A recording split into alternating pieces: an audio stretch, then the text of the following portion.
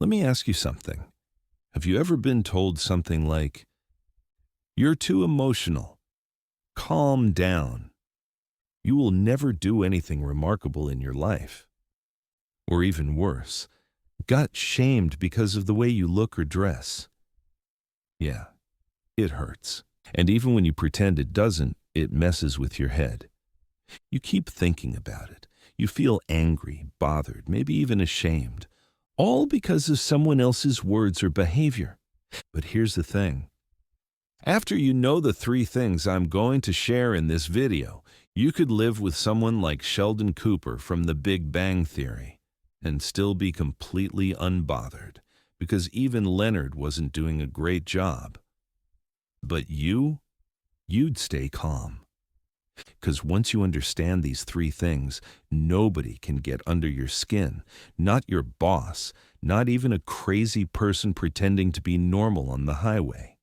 And as a bonus, I'll also show you what anger is secretly doing to your body behind the scenes, and why it's costing you more than you realize. So stick around till the end. Let's get into it. 1.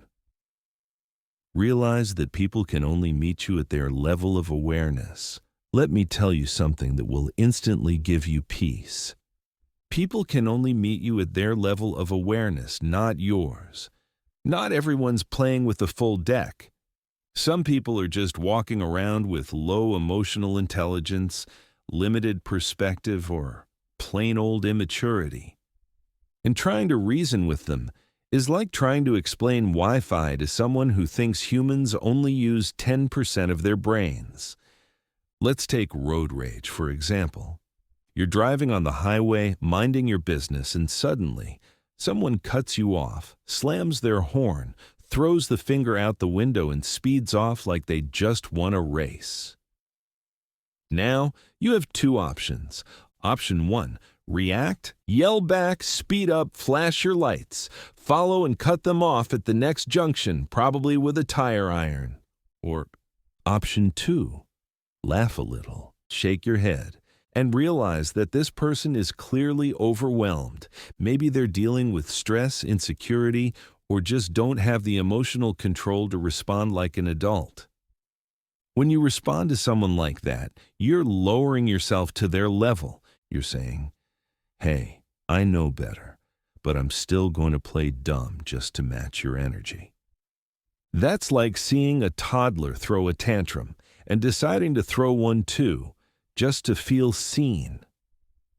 You're better than that. The deeper truth is this. When you expect emotional maturity from people who don't have it, you're only setting yourself up to suffer.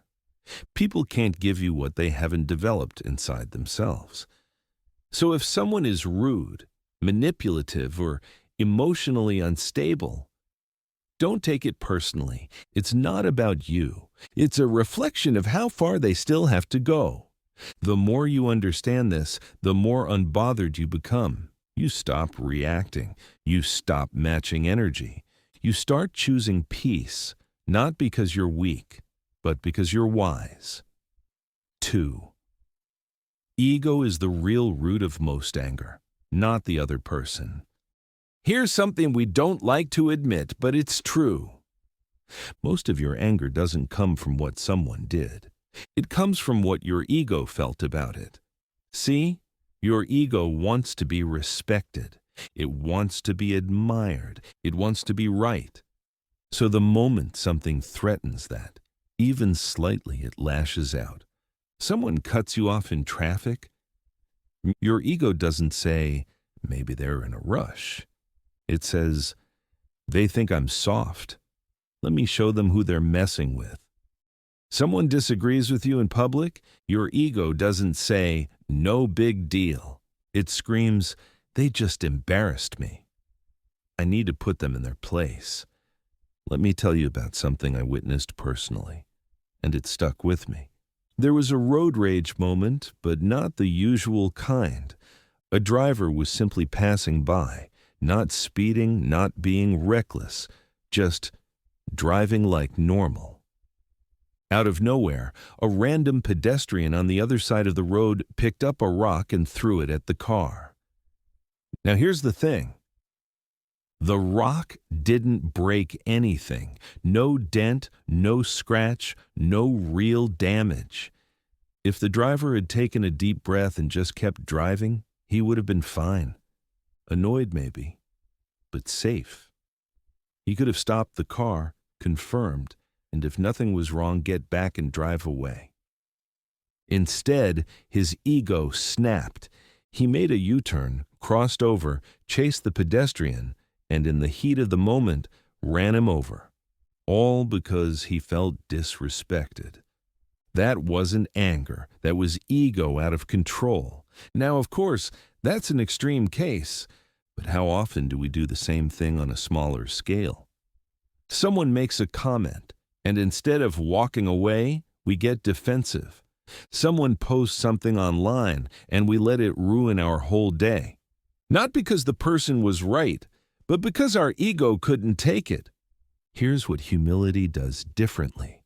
When you practice humility, you realize not everything needs a response. Not everything is an attack. And even when it is, I don't need to lose myself just to prove a point. Humility says, that's not worth my energy. Ego says, they're going to regret messing with me. And the truth is, your ego will cost you your peace way more often than other people will. So next time you feel that fire rising, ask yourself, am I actually under attack? Or is my ego just hurt? Because once you learn to separate the two, you'll start responding with power instead of reacting with pride. And finally, you've got too much to lose by reacting. Here's what a lot of people don't realize. Every time you react in anger, you're making a trade. You're giving away peace, clarity, respect, just to win in the moment, and it's never worth it. Let's talk real life. You're living with someone who knows how to push your buttons. Maybe it's a partner, a sibling, or a roommate. They say something annoying or downright disrespectful. You feel it boiling. The comeback is right there, ready to launch. But you don't. Instead, you pick up your keys and step outside. You walk, you breathe, you give yourself space. And I can guarantee you, by the time you come back, you'll be glad you didn't say what your ego wanted to say in the heat of the moment. That one choice might save you a huge argument, days of tension, or saying something you'd regret for years. Another example, you're at work. Someone tries to publicly embarrass you in a meeting. They make a slick comment. Maybe they undermine you. You want to snap. You want to prove your point. But instead, you stay composed. You respond with calm logic. Or maybe not at all. Guess who ends up looking strong? You. Because people respect someone who can stay centered under pressure. They remember composure more than clever insults. Here's one that works everywhere, including online. Someone comes at you in your DMs or the comment section, says something nasty, personal, ignorant. Your ego boils up, but your higher self says, this isn't worth it. You scroll, you don't respond, you win. Here's the mindset that helps me the most. And yeah, it's kind of dark, but hear me out. Whenever I feel the urge to react, I tell myself, in 100 years, we'll both be dead, and none of this will matter. Too far? Maybe, but I think you will agree that most of the things that make us angry won't even matter in a week, so why give it more attention than it deserves? Why let one moment of ego take away your peace, your dignity, or your focus? As promised, let me share something most people don't realize.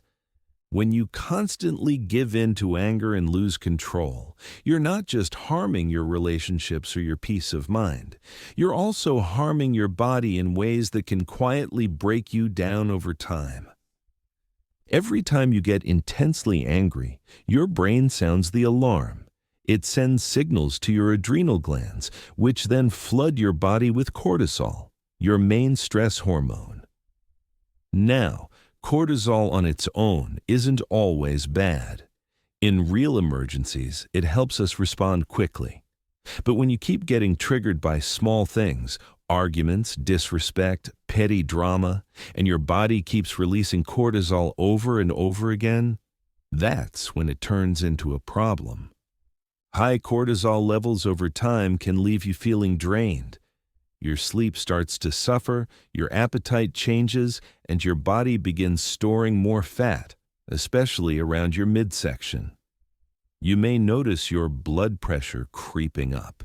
Your immune system weakens. You catch colds more often. Your mind becomes foggy, and you start forgetting things you normally wouldn't. Emotionally, it pushes you toward anxiety, irritability, and sometimes even depression. And the worst part? This damage doesn't just go away after you calm down. One angry outburst can leave your body stuck in stress mode for hours, sometimes even days. So if you've ever wondered why you feel so tired, foggy, or moody after certain interactions, now you know. That's what anger does behind the scenes. Hopefully, just knowing this is enough to make you think twice before reacting in the heat of the moment. Because it's not just about being the bigger person. It's about protecting everything you care about, your health, your energy, your peace, your future.